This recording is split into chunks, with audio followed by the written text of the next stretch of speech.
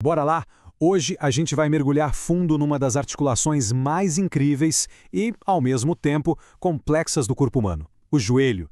E vamos falar do que acontece quando ele quebra. A gente vai desconstruir duas lesões bem sérias, a fratura da patela e a do fêmur distal. A ideia é entender como elas acontecem e, claro, como a medicina entra em campo para consertar tudo. Pois é, essa pergunta é o ponto de partida. Que osso flutuante é esse? É a famosa patela, que a gente conhece como rótula. E olha, o papel dela é muito, mas muito maior do que a maioria das pessoas imagina. Quando ela se quebra, o estrago na nossa capacidade de movimento é gigante. Então, vamos começar por aí, entendendo o porquê de ela ser tão importante. Muita gente pensa na patela como um escudo para o joelho. E ela até é, mas é muito mais do que isso. Pensa nela como uma peça-chave, uma verdadeira obra de engenharia biomecânica que permite que a gente ande, corra, chute. Para sacar a importância dela de verdade, a gente precisa olhar bem de perto como ela é feita. Então, o que essa patela tem de tão especial? Bom, ela é o que chamamos de osso sesamoide. Imagina uma polia, sabe? Aquela rodinha que ajuda a levantar peso com menos esforço.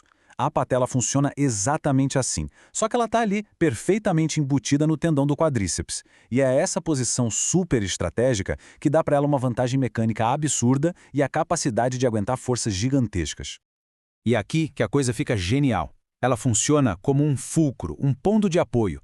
Pensa numa alavanca. Quanto mais longe se empurra do ponto de apoio, menos força se faz, certo? A patela faz isso. Ela afasta o tendão do centro do joelho, aumentando o braço dessa alavanca. E o resultado? A força do nosso quadríceps é amplificada de um jeito impressionante. Olha só esse número para ter uma ideia. Quase 30%. A patela aumenta a força do quadríceps em quase 30% na hora de esticar a perna. É muita coisa. Perder a função da patela, então, significa perder uma potência enorme na perna. É uma pecinha pequena com um impacto gigantesco, sem dúvida. Ok, a gente já entendeu que ela é super importante. Mas, e quando essa peça de engenharia incrível falha? Como é que a patela quebra, afinal? Vamos dar uma olhada nos mecanismos que levam a essa fratura. Primeiro, um pouco de contexto. Não é a fratura mais comum do mundo, tá? Representa ali mais ou menos 1% de todas as fraturas. Mas o detalhe é que ela costuma atingir adultos em idade ativa, ali entre 30 e 60 anos. E a causa mais comum é um trauma direto, uma pancada forte. O exemplo clássico disso, a famosa lesão do painel. Dá para visualizar a cena, né? Uma batida de carro, uma freada brusca, o corpo vai para frente com tudo e o joelho bate direto no painel do carro. Toda a energia do impacto se concentra ali, naquela área pequena, e o resultado, muitas vezes, é a patela se partindo de um jeito bem complicado. E olha que interessante, o jeito que a lesão acontece muda completamente o estrago. Um impacto direto, tipo o do painel do carro, tende a esmigalhar o osso, a transformar em vários pedacinhos. Já uma lesão indireta, que acontece por uma contração super violenta e súbita do músculo da coxa, pode até quebrar o osso de um jeito mais limpo, mas o preço é alto. Ela arrebenta os tecidos em volta, o que compromete toda a estabilidade do joelho.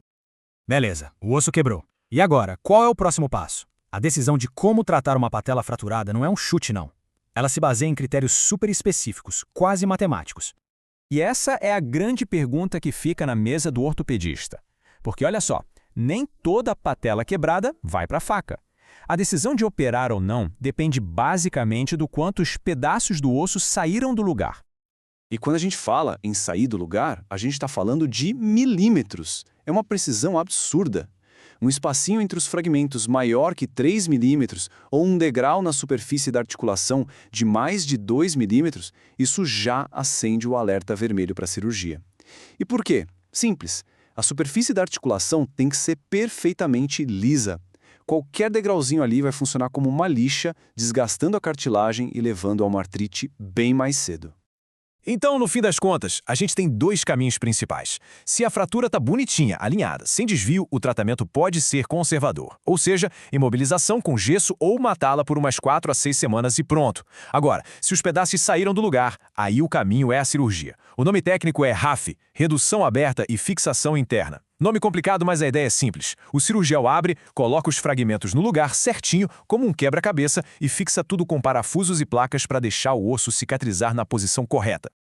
Bom, agora vamos subir um pouquinho, saindo da patela, indo para o osso da coxa. E a gente vai falar de outra fratura bem crítica ali na região do joelho e que muitas vezes é até mais grave, a fratura do fêmur distal. É exatamente na ponta de baixo do fêmur, o maior osso do corpo, bem onde ele se encaixa para formar a articulação do joelho.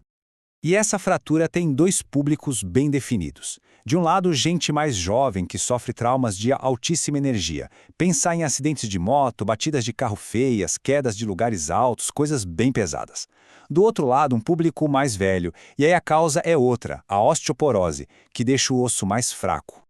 A osteoporose é traiçoeira. Ela vai enfraquecendo o osso por dentro, sem dar sinal. E chega num ponto que uma simples queda em casa, um tombo bobo, pode causar uma fratura devastadora no fêmur. Isso é super comum, principalmente em mulheres depois da menopausa, e acaba virando um problemão de saúde pública.